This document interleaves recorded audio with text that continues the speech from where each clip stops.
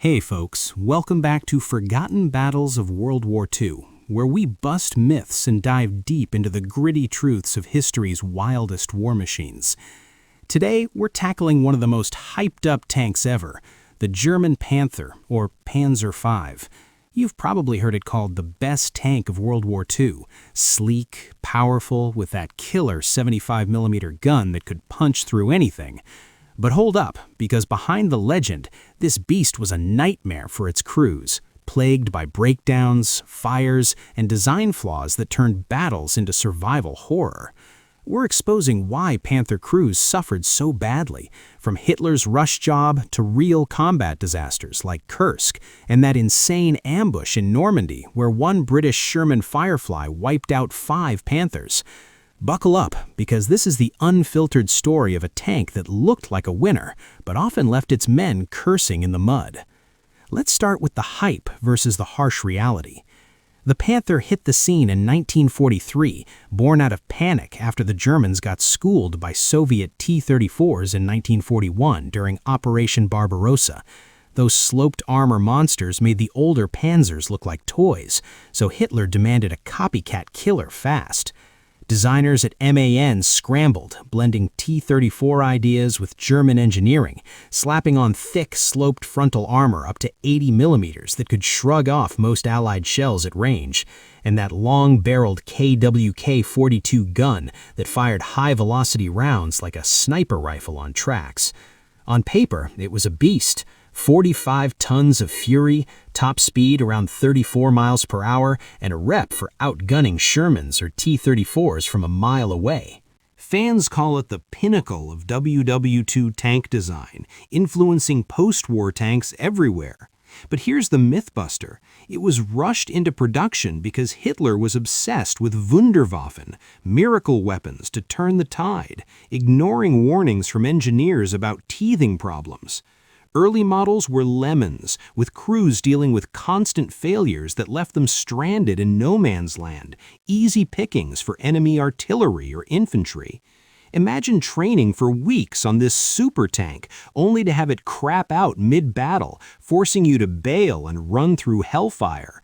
German reports from the front lines talk about morale-killing breakdowns, with one unit losing half its Panthers to mechanical issues before even firing a shot. And the crew compartment? Cramped as hell for 5 guys. Commander, gunner, loader, driver, radio operator, sweating in the heat, choking on fumes when things went wrong, which they did a lot. No wonder vets called it a crew killer behind closed doors. Speaking of which, let's zoom in on that infamous engine, the Maybach HL-230, a 700 horsepower V12 beast that sounded awesome, but was a total curse. Hitler wanted diesel, like the T-34, for better fuel efficiency, but German industry couldn't crank them out fast enough, so they stuck with gasoline, which guzzled fuel like a drunk at happy hour and was prone to catching fire if hit wrong. Overheating was epidemic. The cooling system couldn't handle the power, especially in hot climates like Italy or the Eastern Front summers, leading to warped cylinders and seized pistons. Crews had to baby the thing, idling it carefully to avoid breakdowns. But in combat, who has time for that? One Panther driver recalled flames shooting from the exhaust after just a few miles of rough terrain, forcing emergency stops that exposed them to snipers or airstrikes. And the transmission? A disaster. The final drives were weak links, shearing under stress from the tank's weight and speed, leaving Panthers immobile hulks. At Kursk in July 1943, the debut battle, over 200 Panthers were thrown in, but by day 3, only 40 were operational, the rest sidelined by engine fires, track failures, or fuel pump issues. Hitler pushed them out unfinished, skipping proper testing, so crews paid the price, scrambling to fix stuff on the fly with inadequate tools while under Soviet barrage. It's no exaggeration. Some Panthers self-destructed just driving to the front, stranding entire companies and turning what should have been a breakthrough into a slog. Now, don't get me started on the armor myths. Yeah, the front was tough, but the sides? Just 40-50 millimeters thick. Sloped, sure, but vulnerable to everything from Soviet 14.5mm anti-tank rifles at close range to American bazookas or British Piats. Infantry could poke holes in it with the right angle, and once penetrated, the ammo storage was a fire trap, cooking off in spectacular explosions that roasted crews alive.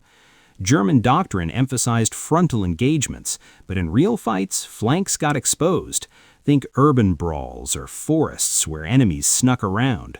One report from Normandy details Panthers brewing up from side hits, with survivors describing the horror of trapped comrades burning inside.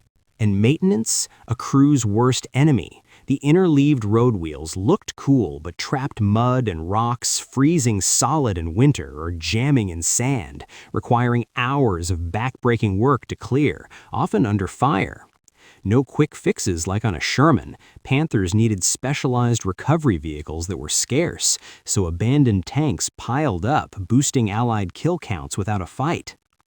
Let's talk Kursk specifics, because that's where the Panthers' nightmares went prime time. Hitler delayed the offensive to wait for these new tanks, giving Soviets time to dig in deep. Bad move.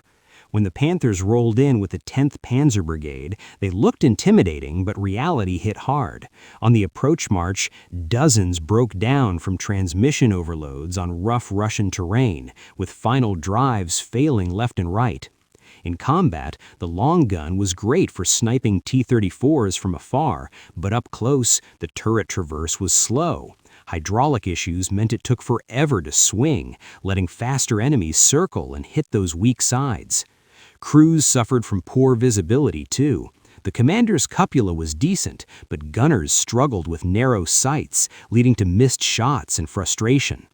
Then the fires. Fuel leaks from rushed welding ignited easily, and without proper fire suppression, a hit could turn the tank into an oven. One survivor account describes bailing out as the engine compartment erupted, leaving mates behind. Pure trauma. By battle's end, only a handful of Panthers were left running, with losses mostly to breakdowns, not enemy fire, costing Germany precious resources and lives. It shattered the myth of invincibility early, forcing redesigns like better final drives in later Ausf-G models, but the damage was done. Shifting to the Western Front, Normandy 1944 exposed more flaws. Panthers were beasts against standard Shermans, but the Firefly variant with its 17-pounder gun flipped the script. Take the legendary Lingeve's ambush on June 14th. Sergeant Wilfred Harris and gunner Trooper Alec McKillop in a single Firefly spotted 5 Panthers advancing through hedgerows, nailed them with 5 shots from 800 yards, each hit penetrating the thin side or rear armor, brewing them up one by one. The Panthers' crews didn't stand a chance. Slow turrets meant they couldn't react fast, and those interleaved wheels bogged down in bocage terrain, making them sitting ducks. Other incidents saw Panthers ambushed by Allied tank destroyers or aircraft, with side vulnerability letting even 75mm guns score kills at angles. Crews hated the constant breakdowns, too. Fuel shortages from bombed supply lines exacerbated engine issues, leaving tanks abandoned and crews hiking back under strafing runs. It's heartbreaking. These were elite Panzermen, but the machine let them down, turning potential victories into routs. Finally, the Panther's legacy. Sure, it influenced designs like the French AMX-50 or even modern Leopard tanks, and late war models fixed some bugs, racking up impressive kill ratios like 5-to-1 against Allies. But the cost? Over 6,000 built, yet availability hovered around 35% due to repairs, straining German industry already bombed to hell. Hitler's meddling, insisting on heavier armor that stressed the chassis, amplified problems, proving over-engineering without reliability is suicide. Crews suffered not just physically from cramped spaces and toxic fumes, but mentally from watching comrades die in preventable failures. So was the Panther the best? Maybe on stats, but in reality, a flawed giant that broke hearts and backs. What do you think, myth or monster? Drop comments below. like if this exposed something new, subscribe for more WW2 truths, and share with your tank nerd friends. Thanks for watching. Catch you next time.